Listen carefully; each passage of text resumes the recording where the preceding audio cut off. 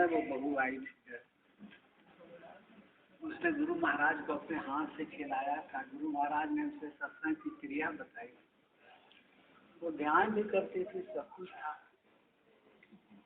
गुरु महाराज का उसको संकेत भी मिलता था, दर्शन भी होता।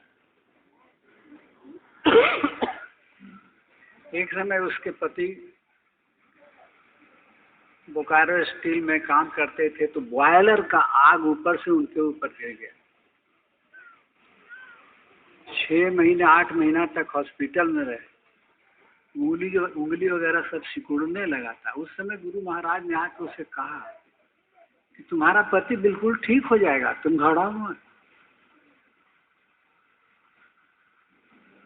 और वो पति भी ठीक हो गए, आज यहाँ आए भी हैं। वो कहने लगी हमसे एक बात कि चाचा जी हमको ये बताइए, सब लोग हमसे कहते हैं कि जिंदे जागते गुरु का ध्यान करो, हम तो उन्हीं का ध्यान करते हैं, अब हम किसका क्या करें, कैसे हम ध्यान करें? हमसे वो ध्यान छूटता तो नहीं है जो हमको अभी बचपन से इस तरह से ले आए। अभी तो बहुत काफी उम्र उसकी हो गई।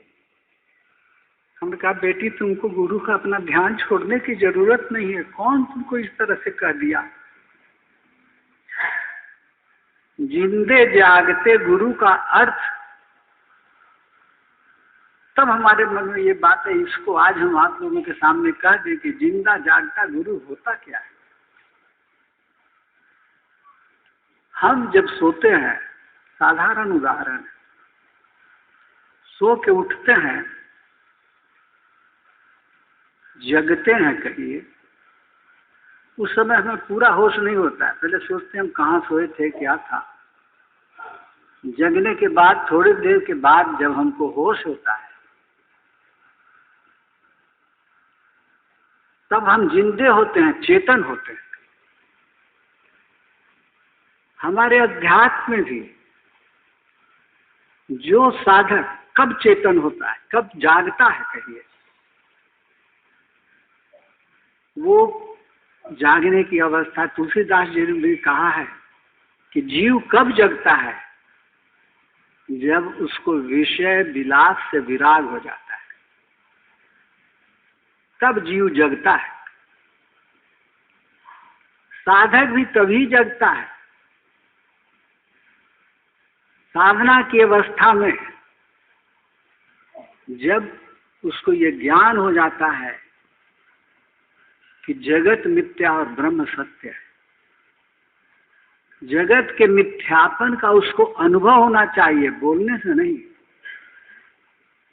जगत के मिथ्यापन का अनुभव, उसके कड़ुआपन जब उसके सामने आते हैं, तब वो समझ पाता है। और तब वो ब्रह्म जो सत्य है उसकी ओर बढ़ता है। वो उसका जागना हुआ,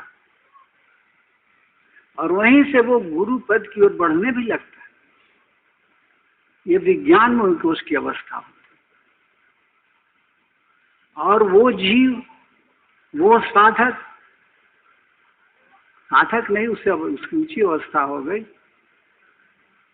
जब ब्रह्म सत्यम के विषय में सोचने लगता है, तब वो ईश्वर का उसको ज्ञान होता है, तब वो पूर्ण होश में आता है, तब वो चेत जाता है। और क्या ज्ञान होता है? सच्चित आनंद का। चित्त माने चेतन, जो आनंद चेतन हो और सत्य हो, कभी बदलने वाला नहीं हो। आनंद तो बहुत तरह का होता है, लेकिन जो आनंद बदलता नहीं हो, उसका सच्चित आनंद का जब उसको ज्ञान होता है, वो ईश्वर, वो आनंद ईश्वर में हो जाता है। सब जगह ईश्वर को देखना, सब जगह उसको आनंद ही आनंद, किसी से राग द्वेष उसको नहीं रहता। तब वो सच्चा ब्रह्म में लगा रहता है। वैसे आत्मा जो चेतन होते वो कभी नहीं मरते। तो ऐसे गुरु के विषय में हमारे कहा गया है कि जो जिंदा और जागता है, जो चेतन